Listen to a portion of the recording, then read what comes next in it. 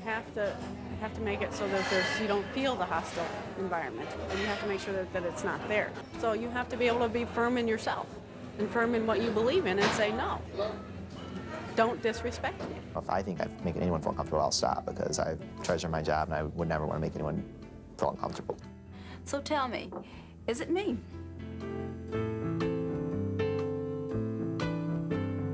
I think respect is a key aspect in the whole sexual harassment issue. It has to do with every person deserves respect. Is it sexual harassment when an employee is uncomfortable with the work environment? When she feels like she's the target of comments or jokes? When she feels degraded or even threatened? The answer is, it depends. Before we can answer these questions, we should start by defining the issue. Sexual harassment falls under Title VII of the Civil Rights Act. Federal and state law makes it illegal for anyone to be sexually harassed at work. Sexual harassment is unwelcome sexual advances, requests for sexual favors, and other verbal or physical conduct of a sexual nature. Sounds like a lot, but it's really quite simple. Advances, requests, or any conduct that's unwelcome. That's it. That's right. If it's unwelcome, it's harassment. Okay, but how do you know when it's unwelcome? Seems like everyone's so sensitive these days. How do we know where to draw the line? Well, it's easier than it seems. It's unwelcome as soon as someone says it is or asks you to stop. So we all have a responsibility. We all need to behave professionally at work. Tell someone if we're offended. Don't just complain about it, let them know.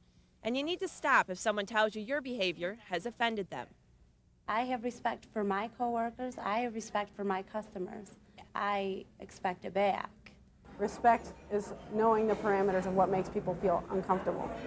And if you realize that you are making them feel uncomfortable, then you respect them enough to stop saying it and say, I am sorry.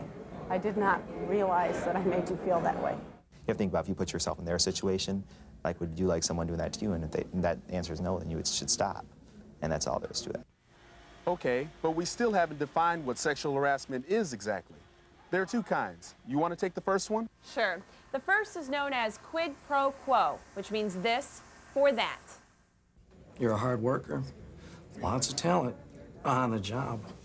I just like to see what other talents you've got before I make my recommendation. I'd just like to get to know you better. But Tony, I really don't want to mix work with my personal life. I'm just not interested. Hey, look, you want the job. I'd like to get to know you better. It is entirely up to you. Tamara is being pressured into going out with Tony in exchange for a promotion. He wants this for that. Quid pro quo.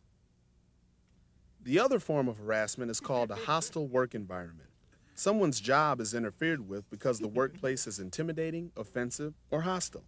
You don't need to be the person's boss to be guilty of this kind of harassment. All of us need to be sure we're not part of the problem, that we don't help to create a hostile environment. Hey, Aaron. Wow, doing a little night work? Did you put this here? Oh, lighten up. You're taking this all wrong. It's a joke. We did the same thing to Tina when she started working here, and she loved it. Well, I don't love it, and I want you to stop. In a hostile work environment, people find it difficult to do their job, may even find it hard to go to work. Regardless of how you feel about it or what you intended, if someone is offended by something you said or did, it might be considered sexual harassment. My responsibility as the one that being harassed is to let that person know that you are offending me. My next responsibility is to let the managers know that this person is offending me. And a very important responsibility is to get it to stop. Ow! Did you stick yourself? Almost. I guess I should put this on before I put on the jacket. Here, let me help you with that. No, I'll get it. Okay. So you want to go out this later tonight? Pam and Linda are going. I don't know. I'll probably get done pretty late. Dave, it's Tuesday night. You know, we're going to close this place up at 9:30. We'll probably all be gone by 10:30. We'll see. All right, see you later. Dave might not be any of my business, but I kind of thought that you and Kathy were friends. Yeah, but this is where we work, right? Well, yeah, but that doesn't mean you can't be sociable with your coworkers. Yeah, well, I wouldn't want anybody to misinterpret anything. Like how? Well, it's this whole sexual harassment thing. I feel like we can't even say hello without there being the chance that somebody's going to think it's harassment. Dave, sexual harassment doesn't have anything to do with being nice to each other or being sociable or even going out after work. It has to do with somebody doing something that's offensive to somebody else. Okay. But, I mean, everybody wants you to be yourself, you know? So does Kathy, so does everybody. Nobody wants to work in a place that isn't any fun. I mean, that would be unbearable. Yeah, you're right. Have a good time tonight. I wouldn't like working in a place if it was sterile and you had to worry about your movements here or if you're allowed to joke around with someone there. I don't think it needs to be sterile at all. Always room for communication, always laughter. I do it on a daily basis. Every day I do it, and it works. Hey, come here, honey. We want to take a picture. May I take your order, gentlemen? Come on, sit on my knee for the picture. Excuse me. One little picture. Hey, don't be such an ice queen. He's harmless. You also need to know how to handle situations in which a supplier, a vendor, or a customer might act inappropriately. You should always remain professional. Don't get personal or trade insults with the person. Just get out of the situation and tell your supervisor or manager right away. So we've seen what sexual harassment is. And we've seen what it isn't. Let's review these with one more situation. See if you can tell what is and what is not harassment. Thank you. Oh, hi, Jason. Hi. Thank you. Hi, Gail. Politeness and everyday courtesies are not harassment. Oh, Wayne, who dressed you today anyway? Here, let me fix you. Friendly conversation is not harassment. Hey, nice outfit, Gail. A compliment is not harassment.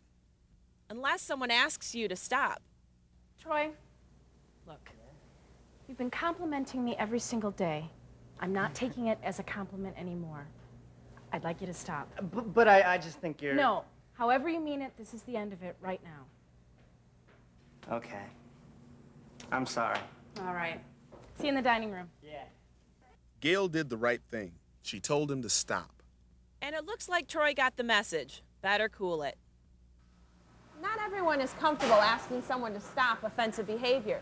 You may be confused or embarrassed. You may just not want to make waves. The only way to let them know is to tell them. If you're wondering, is it me? Trust your instincts. If you feel bad about it, just say so, politely but firmly. Just like any other problem in the workplace, you need to act on it. Don't leave it alone or try to forget about it. So, is it me? Or is it harassment? It helps to go to a friend. You need advice. And then if it doesn't go any further, then you go to someone higher. It's a lot of ways to confront it, besides taking all the burden on yourself, you know? They must approach me and let me know. If I don't know, I can't do anything. It's not just what they say to me. It's the whole atmosphere around here. There's a calendar in the receiving area, and anybody who comes in can see it. It's the first thing you see on your way to work. And Randy pins up cartoons on the bulletin board. They're not dirty, but they are insulting. I'm sure he doesn't mean to offend anyone. I mean, Tina puts up cartoons that poke fun at men.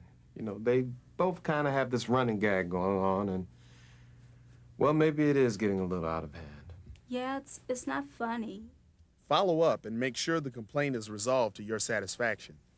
Ron has taken down the calendar in the receiving area and replaced it with one of the calendars from one of our suppliers. And the guys know they have to stop putting up cartoons on the wall, and so does Tina, by the way.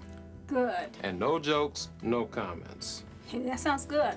I want to make sure you feel good about this. Does this respond to everything that we talked about? Yes, it does, Ken. Thanks. I appreciate it. You know, it's hard for some people to talk about this sort of thing.